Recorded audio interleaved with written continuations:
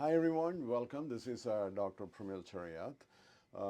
Today we're going to talk about internal medicine in training examination. First of all, let's see what is internal medicine in training examination.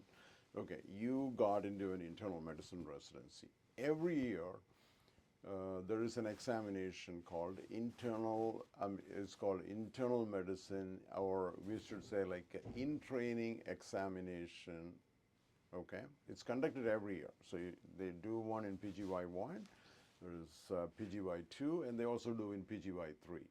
So everybody in the United States have to take it. When I said everybody, only the every internal medicine resident take that examination.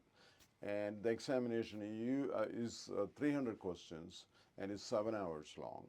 And then what they do is like they compare your score with your peer. Okay, so let's say if you're a PGY1, they look at all the PGY1 in the United States and get your score. Okay, PGY2 compare with the PGY2 all across the United States. PGY3 you compare everyone in the United States and then give your score. Now there are two things in there. You're going to have the correct number of answers. You're going to see the percentage, and you also see percentile. What's important, my friend, is percentile.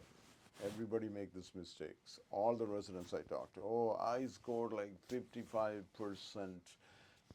percentage on, I'm so good and all that. But read the percentile, okay? Percentile could be like 14%. That means almost like what? 86% of the people scored above you in the nation, right? That's what it shows. The other day I was looking at somebody score and they had 45% correct score.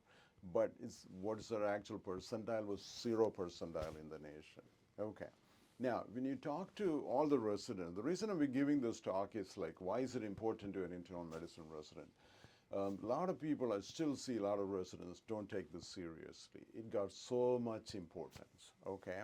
Let's say if you do like sort of really low in this in-service training examination, it can affect your evaluation, it can hurt your chances for fellowship.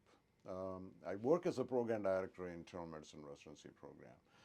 A lot of people wanted to go into prestigious fellowship, gastroenterology, cardiology, hematology, oncology. Then I write a letter, program director's letter is important. So usually the other fellowship program director kind of called me and said, the first question they usually ask is like, hey, can you tell me what is this person internal ITE score, ITE percentile? Okay, and then I had to tell, oh, this person. If you have scored like more than 90th percentile in the nation, most likely guaranteed to have a fellowship position because everybody knows you're smarter. The problem with the internal medicine residency, when you express in numbers, you know what's going on. So everybody's looking for some numbers, but you don't have any you can say like the numbers, like you get evaluation from your attending. Oh, I did like good, very good, and excellent. The only thing kind of tell you in numbers is about your in-service training examination score. Okay, let's say if you're like 65th percentile in the nation, somebody can say, oh, this person scored 65th percentile in the nation. Okay. It's also important to the program when ECGME and all that comes for inspection. They can be proud. Our average in service training examination score is like 50th percentile or 60th percentile, and they can boast about the strength of the program. Okay. The other way, like also people don't understand it. Let's say everybody make mistakes, or somehow you got into trouble with the residency program. Your file goes to the clinical competency committee, and then say they will discuss you. Oh, this person did this. First thing they're going to ask is like, hey, what is this person's in-service training examination score? Let's say, you've made a mistake and your in-service training examination score is like extremely high. They may give you a break. It doesn't have to happen all the time. They will say like, wow, this person is smart. Let's give him a break. And so you get a chance to, you can always impress people, okay? because everybody, even though some people might say, oh, don't worry, it's not important and all that, don't listen to them. You may even hear some of the PDs say like, yeah, don't worry, but again, you should be worried. Don't take it lying down. Every test you take, the numbers does matter. It goes into your file, then somebody is going to look at it, they will discuss during the clinical competency committee, and they will say, look, oh, this person scored only the 5th percentile in the nation, so we need to like work on him. They might get additional work, right? Additional reading materials in addition to all the other things kind of going on.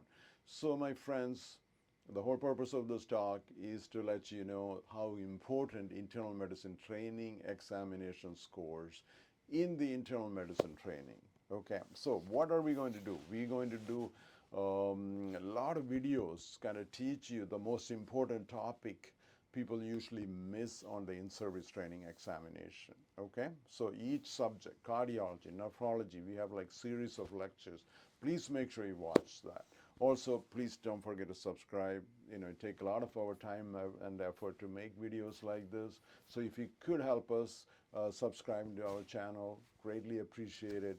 God bless.